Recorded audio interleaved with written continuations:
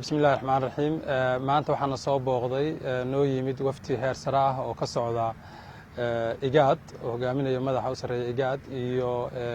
UNSOM madaxdeeda waxay la kulmeen madaxweynaha dawladda Puntland iyo wasiirada qaarkood waxaan ka wada hadalnay guud ahaan geedi socodka dib u dhiska Soomaaliya iyo sidii loo xoojin lahaa deganaanshaha siyaasiga ah ee dalka iyo loona yareyn lahaa khilaafaadka jira ma aragtay oo ah hadee runtii shaqadooda ay tahay IGAD iyo UNSOM labadaba shirka wuxuu ahaa shir mina dhal ah oo aad iyo aad qodobo badan oo arrimaha quseeya looga wada hadlay la islana fahmay waxa kaleeto oo dawladdu si gaar ah ay ugala hadashay la iskuna afgartay in gobolada Sool iyo Sanaag iyo Cayn la gaarsiiyo adeegyada bulshada iyo mashaariic horumarineed labadaba goboladaas oo dawladdu mudnaan gaar ah siinayso ahna gobollo horumarka gobolada kale ka jira uusan gaarin si baaxad leh ayadina way soo dhaweeyeen waxaan rajaynaynaa hadduu Ilaahay idmo inaan arrintaas sii wadno ayaguna aan la wadno sidii ay u gaari lahaayeen wax ku ool ah oo dadkaas noloshooda iyo taabanaya wax qabad ah inay gaaraan si guud shirka marka wuxuu ku soo dhamaaday guul iyo safgarad buu ku soo dhamaaday waxaan kale oo rabaa inaan fursaddan ayadan uga faa'iideysto oo idinku bishaareeyo dadka ugu bishaareeyay reer Puntland asbuucii hore waxaa garow kula kulannay oo noo yimid wafti heer sare ayaguna oo dawladda Jarmalka ka socda qaybaheeda kala duwan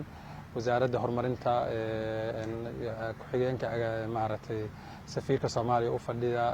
bangiga horumarinta ee Germany GTZ iyo dhammaantood waxaan markaa ka codsanay mashaariic horumarineed oo ay nagala shaqaynayaan waxaan rabaa inaan ku guuleysanay oo ay aqbaleen dhowr mashaariic oo muhiim u ah horumarinta dhaqaalaha iyo Puntland waxaa ka mid ah inay la dhisi doono ay ogolaadeen iskuul weyn oo farsamada gacanta ah oo dhammaystiran oo laga sameeyo degmada Waaciye iskuulkaas oo noqon doona iskuul u adeega mataqaanaa kaafiya wax ka qabta ciladii xilliga dheer taagneed baahidii waqtiga dheer taagneed ee dhinaca farsamada gacanta ama wax loo yaqaano skill developmentiga sidoo kale waxay naga aqbaleen oo ka shaqayn doonaan iskuulka asna sidoo kale asoo kala ah oo farsamada gacanta oo Garowe oo asaguna Nugaal iyo Sool iyo inta midug iyo wixii la halmaala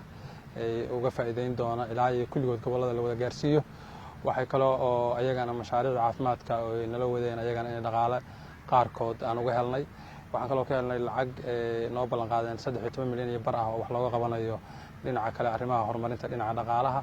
iyo productive sector-ka khaasatan wax soo saarka xoolaha iyo beeraha iyo dhankaas aad iyo aad baa waxa ugu faraxsanahay siday hadda u socdaan yani mashaariicda horumarineed oo waddanka soo galaysa oo mudnaantii dawladdu iyo baahiyihii ay dooratay kulligood siday u kala leeyihiin loogu kala aadinayo arrintaas marka ayadana ugu bishaareynaya dadweynaha reer Puntland intaas ayuu ku saabsanaa shirkii maanta hore aan u sheegay ama santiin